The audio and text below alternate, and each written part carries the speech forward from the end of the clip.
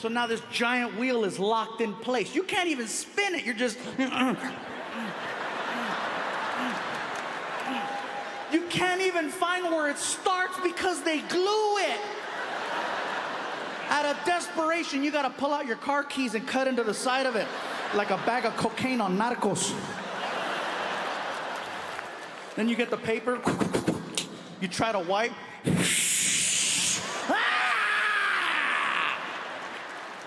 Chicago, a year from now, I am predicting that they are gonna take 100% control of the restroom. You're gonna be sitting there and you're gonna think of me because you're gonna see it. You're gonna look over to get the toilet paper and there's gonna be a blinking red light on it. And you're gonna be like, oh my God, Fluffy called it. And what are you gonna have to do? One sheet.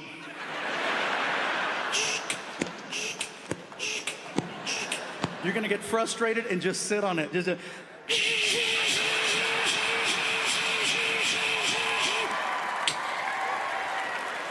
Sorry, bro. I know that was a lot of culo. I threw at you right there. She's like, it's like Magic Mike. I'm so sorry, bro. That was a lot. Damn. Yeah. You guys, I understand. I understand why they do this to our restrooms, why they put sensors in places, because they're trying to save energy. They're trying to save water. I live in California. We need water, okay? We do. But some places need sensors, some places don't. Some places are good at teaching us how to conserve energy and conserve water. Some places are horrible at it. Like the hotel that we're staying at. They have a very basic thing that they do. They have a little cardboard sign that hangs on the towel rack in the bathroom. All it says is, please help save water by reusing your towel. And on the back it has a diagram and it shows you the millions of gallons of water that are saved every year when people reuse their towel. I reuse them at home. I got no problem doing that at the hotel. It's my towel. Some people don't want to reuse their towels. They're like, that towel's dirty. Well, if that towel's dirty, then you suck at showers. Because theoretically, that white towel should be white every single time you use it. But no, people like to roll it up and then go expert mode with it. And now you waste more water trying to get that out. Like I said, some places are good at teaching us how to save energy, save water. Some places are horrible at it. I was at a university not too long ago, very close to here. And this university has a lot of money. So much so that they have their own private police department that's on campus. It's only for the campus. Now that's not a big deal. There's a lot of colleges that have their own on-campus police. The difference is this college, somehow or another, wound up giving the police department Priuses to use for their patrol cars. Now some of you already know the university. Now look, this is not even a joke. My thing is that if you're an officer of the law, it's your job to fight crime. The first thing that people see when you arrive on a scene is your mode of transportation. Your vehicle needs to establish dominance of the situation before you set one foot outside. In California, over 65% of California highway patrol officers now drive SUVs. So when you get stopped over there, you feel it. You're intimidated by it.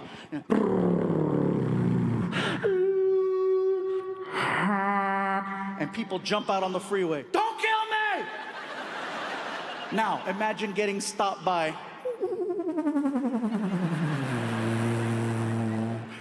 Don't let me get stopped by a cop in a Prius with attitude. You know why I stopped you? 'Cause I let you.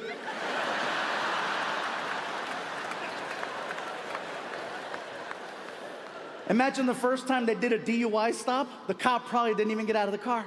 He just stayed on the radio. Sir, step out of your vehicle right now. Okay, okay, all right. Is that a Prius? I must be drunk. Sir, walk the line. Okay, all right. Officer, if I gotta go to jail, can you call a real cop car to pick me up? Stop being a smartass. Walk the line. Okay, hey, real quick. Hey, charge my phone. That's it, you're going to jail. Ah.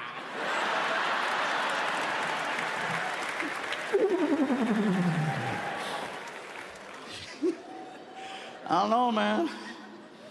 A lot of time. Yes, sir. ¿Qué pasó? I love you too, bro. Give me cake, sugar-free. Thank you. Oh, I gotta be careful. I almost slipped right there. He's like, I'll catch you. Yeah, you'll catch me, and you'll catch me, and you'll catch me. It's like SeaWorld without the water. I gotta start being careful, you guys, because I'm noticing now, after 6 specials, that a lot of my material, a lot of my stories are starting to come back to haunt me. Some of them in good ways, some of them not so good. For example, in 1997, on TV, one time I said, I love chocolate cake. One time. 19 years later, people are still bringing me chocolate cakes. That is crazy. I mean, think about that. 19 years ago, and I'm still getting cake. I've only said it one time. It's expensive. That's usually from guys. From women, it's a little bit different. Anytime I hear women laughing so much that they begin to snort. You're already laughing. That tells me I'm making you laugh so much, I'm causing you to inhale and exhale at the same time, forcing you to make that. And if I hear a woman snort more than 2 times, that tells me I made you pee just a little.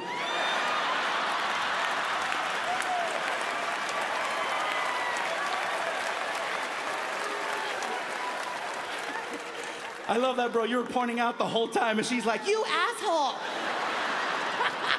Thanks for having my back. Another thing that I now consider a compliment is that from time to time, I have people who are experiencing their first ever comedy event, and they're not accustomed to laughing for long periods of time. And they get so excited and so involved with the show that they forget. They forget to do a very basic thing called breathing. You'd be amazed how many times I've seen this in the front row. Just and they pass the hell out. The messed up part is only I can see what's happening. And they're usually like, you know, Fluffy, do something. I'm like, do something.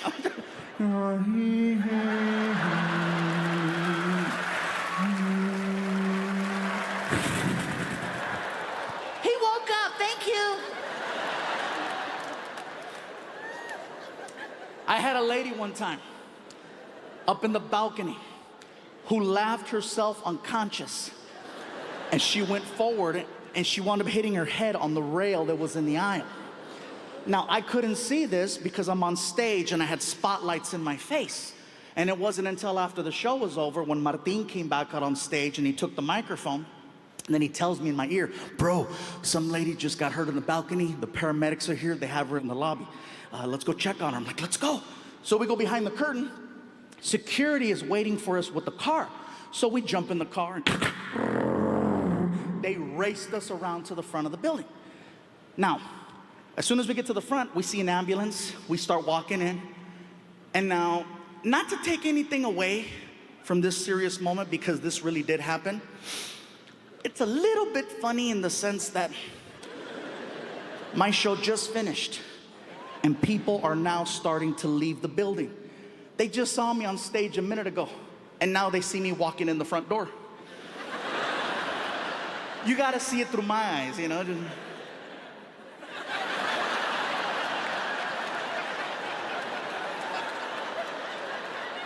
He's big, but he's fast. I don't know how the hell he did that one. That's pretty good. I come in, and immediately I cut right to where the lady and the paramedics are sitting on the steps leading to the balcony. Now, the lobby is starting to fill up with people, and I'm trying to get from point A to point B without getting stopped. So I started doing this, and I know it's gonna look a little weird, but it worked. Are you okay? Are you all right?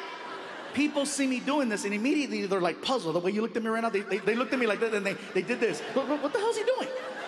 It made everybody take 2 steps back and do like this. It created a hole for me to get to them. And then they see the paramedics, and they realize what I was trying to do. Everything was fine till I got really close. And then one of the paramedics calls me out. What are you doing to the lady? I go, listen, sir, the woman obviously sustained a head injury, and I'm just giving her a chance to process the fact that it's really me. And I realize now that I'm in this incredible position where I can no longer walk up from behind someone at one of my shows and go, hey. Why not? Because then, clear. Fluffy killed another one. So finally the lady looks up. She must have been 55, 60, little Asian woman. She sees me and she's like, you too funny. You almost killed me. I am so sorry. Are you okay? Is there anything I could do to make you feel better? Yes. Yes, I feel a bit. I would like a 2 t-shirt. I'm gonna get you 2 t-shirts and 2 DVD. I'm like, you're not that hurt. Get your ass over here. Come on. So I stand her up, and immediately one of the paramedics, hey, she hit her head. She shouldn't be standing. I said, listen, I'm the artist performing here tonight. I accept full responsibility over this woman. I got her. It's cool. Plus, she's tiny. We're only walking 10 feet to the merchandise table. No big deal. So I said, come on, I got you. Let's go. As soon as we start walking, she starts venting. Mr. Fluffy, you have no idea a kind of week I have. My son, he married this girl. She no cook, no clean. Move into my house. Now I have to cook and clean for 2. Oh, some bullshit. And I'm like, oh my God, that's gonna happen to me. Mr. Fluffy, I must apologize to you because I do not know who you are until today. I have a friend who gave me a ticket. She says, Susie, you stress so much. You need to get out. Husband win ticket in the raffle. Only have 1 ticket. You take it. So I look at the ticket. Ticket say, the Fluffy. I don't know what the comedy show is because I never go comedy show. I see Fluffy. I think it's a musical like a Cats. I say, okay, I go see Fluffy Cats. So I come here early so I can get the popcorn and the soda, and so I sit and I wait for Fluffy Cats. Next thing I know, your friend Martin, he walk out on stage with a big hair, big goatee. I say, oh, this not the Cats. This not the Cats. This Lion King. That's a Mexican Mufasa. And he start cracking jokes. Yeah, I start laughing. I laugh. Then you come out on the stage. I cannot take. I can't breathe. I black out. And when I wake up, I have an ice pack on the head, blood in the eye, and the 2 young white paramedics, they both touch me right here. They say, are you okay? Are you okay? Are you okay? What did you tell them? Oh, never better.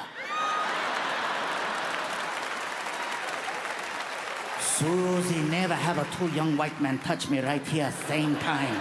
Oh, your show very special, Mr. Fluffy. Very special. Your show like a Make-A-Wish. If I have a scar, you're gonna sue me. No. Not going to sue.